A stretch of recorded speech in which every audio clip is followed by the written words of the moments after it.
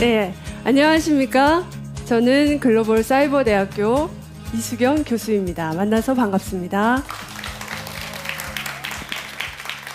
네, 저는 대학에서 생물학을 공부를 했습니다. 그리고 지금부터 한 15년 전쯤 뇌교육을 접하게 되면서 생물학, 체육, 그리고 뇌교육을 융합을 하다 보니 장생에 대해서도 한 번 더 생각을 하게 되었고, 그것을 오늘 여러분들과 함께 이야기를 해보고자 합니다. 현대에는 뇌 용량이 상당히 커졌죠. 그래서 과학과 기술이 엄청나게 발전을 했고, 그러므로 인해서 유전적으로 프로그램된 나이, 그 나이가 몇 세인지 아십니까? 네, 120세라고 합니다. 유전적으로 여러분들이 살 수 있는 나이는 120세다. 그러면 120세까지 정말 무병장수하면서 살 수 있는 조건은 무엇이 있을까? 여러분들 다 아시죠? 신체적으로 우선 건강해야 되고, 정신적으로 건강해야 되고, 그리고 그것보다도 더 중요한 것은 나의 삶의 의미를 발견하고 가치를 창조하는 것일 겁니다. 네, 첫 번째, 신체적 건강. 신체적 건강을 위해서는 적당한 운동해야 되고, 또 뭐 있죠? 스트레스 관리해야 되고, 그리고 식생활을 개선해야 된다. 이것은 누구나 다 알고 있습니다. 하지만 여러분들이 그것을 얼마나 실천을 하고 계신가요? 스트레스 관리 잘하고 계신가요? 적당한 운동이 좋다고는 알고 있지만 그것을 행하기는 정말 쉽지 않을 수도 있습니다. 그리고 먹는 것도 내 몸이 원하는 것을 먹고 있느냐, 아니면 내가 습관적으로 내가 먹고 싶은 것을 먹고 있느냐. 이런 것이 잘 안 되는 이유는 우리가 그냥 기본적으로 그 사실을 알고 있기 때문이에요. 그게 100% 내 거가 되고 100% 이해가 됐다면 여러분들은 관리를 이미 하고 계셨을 겁니다. 그래서 조금 더 근원적인 입장에서 이것을 바라보도록 하겠습니다. 우선 첫 번째, 스트레스. 여러분들 스트레스를 받으시면 우리 몸에서 어떤 변화가 일어날까요? 우선 심장 박동이 빨라지죠. 심장이 두근두근 거리고 혈압이 상승하고, 근육이나 심장, 뇌로 가는 혈관이 확장되고, 그리고 반면에 소화기 계통의 기능은 떨어지고, 신장 기능도 떨어지고, 면역 기능도 떨어지는 이런 몸의 변화가 일어납니다. 근데 이것이 왜 일어나는지, 그게 상당히 중요하죠. 왜? 한 번 더 들어가 보시면 바로 이 그림에 답이 있습니다. 현대를 살고 있지만 우리 몸은 보시는 그림처럼 구석기인의 몸과 다르지 않습니다. 스트레스를 받는 상황은 엄청나게 달라졌겠죠. 예전에 비해서 정보도 많아지고 여러 가지 직무 스트레스라든가 감정적인 스트레스가 엄청나게 오고 있죠. 스트레스 받는 상황은 달라졌어도 구석기인과 여러분들을 비교했을 때 변하지 않은 것이 있습니다. 그것은 바로 그 몸의 시스템. 오장육부가 있고 우리 몸은 60조 개의 세포로 되어 있다. 구석기인도 마찬가지로 60조 개의 세포로 되어 있었다는 거죠.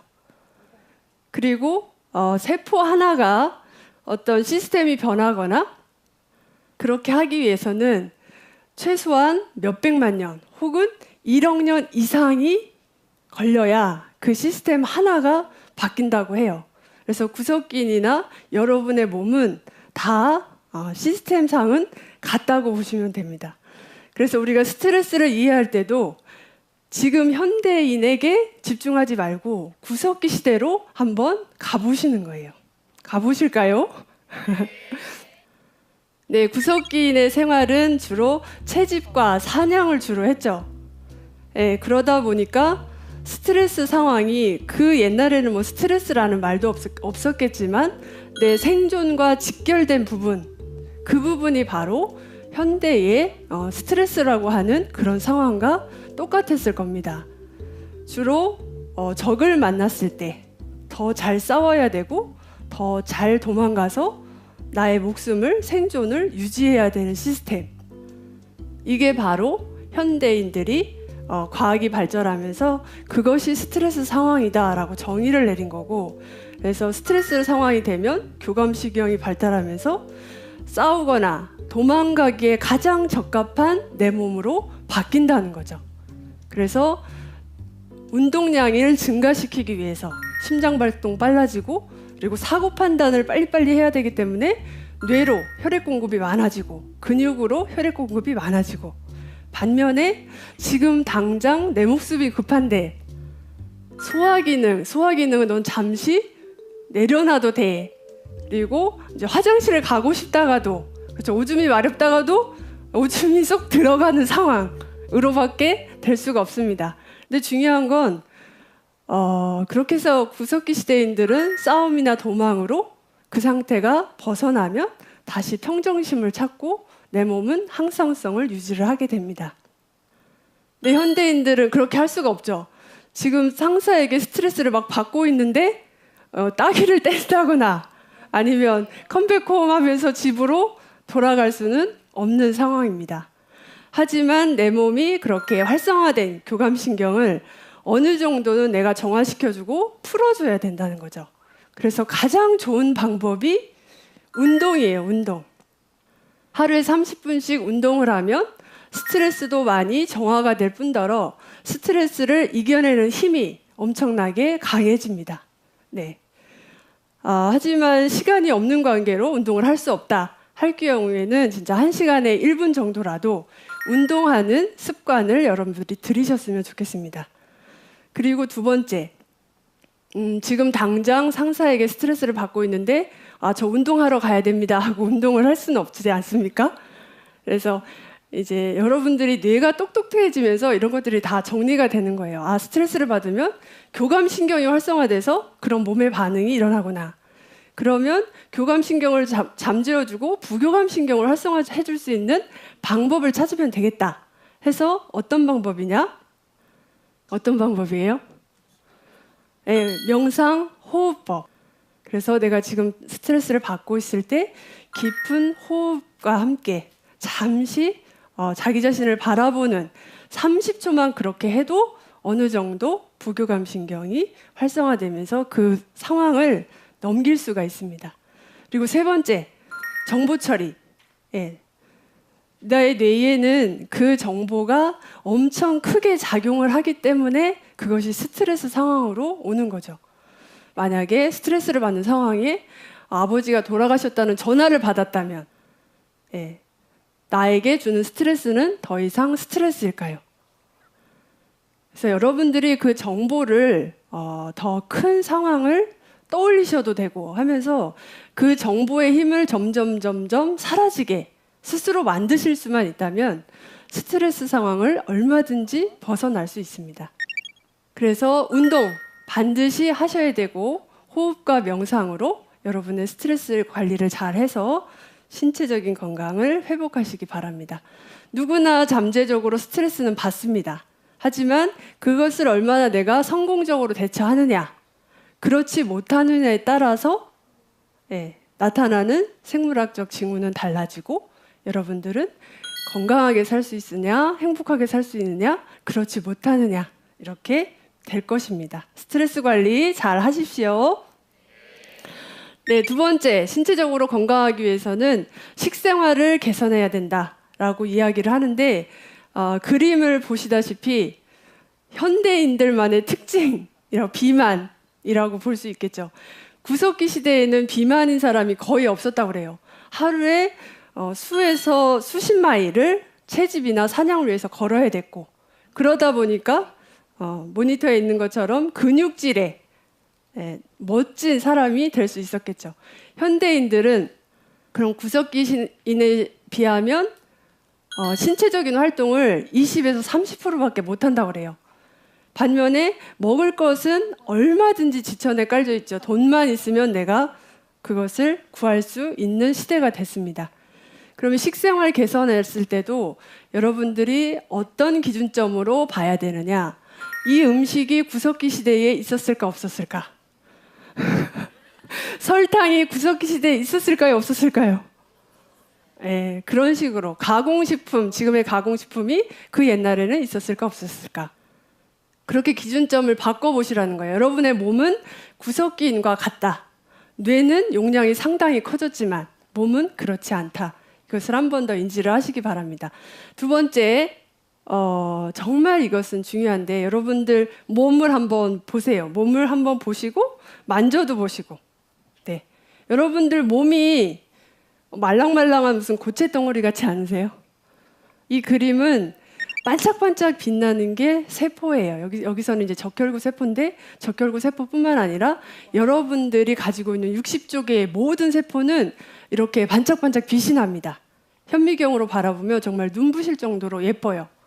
근데 세포가 여러분들이 먹는 것 그리고 여러 가지 스트레스로 인해서 그러면 세포도 이런 스트레스를 받아요. 산화 스트레스, 대사 스트레스 이렇게 스트레스를 받으면 첫 번째로 변하는 게 색깔이 탁해져요. 그리고 모양이 변해요. 그러면서 조금 더 잘못되면 뭐로 발전을 할 수 있을까요? 네, 암으로까지 발전을 할 수 있어요. 그래서 여러분들은 내 안에 살아있는 생명체를 가지고 있는 엄마다라고 생각을 하셔야 됩니다.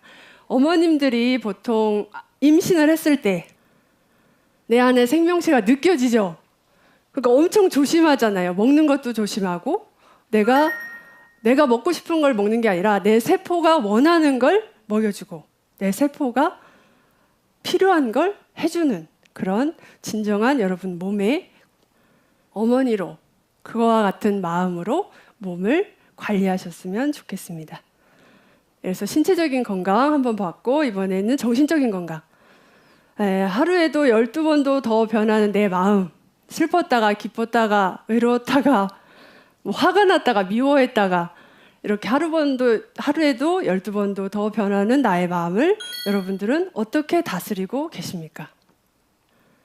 사실은 그것을 다스리기에는 정말 쉽지 않으실 거예요. 그래서 그것 이면에 정말 근원의 자리에서 하루에도 12번도 더 변하는 내 마음을 바라볼 수 있는 힘이 생기셔야 됩니다. 여러분 영화를 볼 때 영화의 장면이 보여질 수 있는 것은 그 바탕에 스크린이 있기 때문에 보여질 수 있는 거죠. 여러분들의 12번도 더 변하는 이 마음을 느낄 수 있는 것은 그 바탕에 정말 변하지 않는 여러분들의 마음이 있기 때문입니다. 우리가 보통 엄마의 품속에 안겨 있으면 마음이 어때요? 편안하죠. 그렇죠. 그리고 힐링이 되는 것 같고 뭔가 위로를 받고 또 내 편이라는 생각이 들죠. 왜냐하면 그게 나의 뿌리라고 나의 근원이라고 생각을 하기 때문입니다. 하지만 진짜 여러분들의 뿌리가 어머니일까요? 아니면 우리 조상? 아니면 20만 년 전에 호모사피엔스가 여러분들의 조상, 나의 뿌리라고 생각을 하십니까? 네, 고개를 끄덕끄덕 거리시는데 사실은 인류가 존재하기 전에 동물, 식물, 미생물, 다양한 생물체가 이 지구상에 태어났습니다. 그런 생명체가 있지 않았다면 지금의 인류는 없었을 거라는 거예요. 그리고 그 최초의 생명체가 있기까지는 또한 지구의 환경이 그렇게 생명체가 잘 만들 수 있는 그런 조건으로 되어져 있기 때문에 생명체가 출현했고 그것이 계속 진화 과정을 거쳐서 지금의 여러분이 있었다는 겁니다. 그래서 지구는 46억 년이라고 역사가 되어지는데 여러분의 뿌리는 여러분의 어머니 그 이전에 바로 지구가 여러분들의 뿌리입니다. 지구가 존재하지 않았다면 생명체는 나타나지 않았고 여러분은 존재하지 않았다. 그래서 지구를 느끼고 자연을 느꼈을 때 여러분들은 진정한 위로를 받고 힐링을 받으실 수 있는 거예요.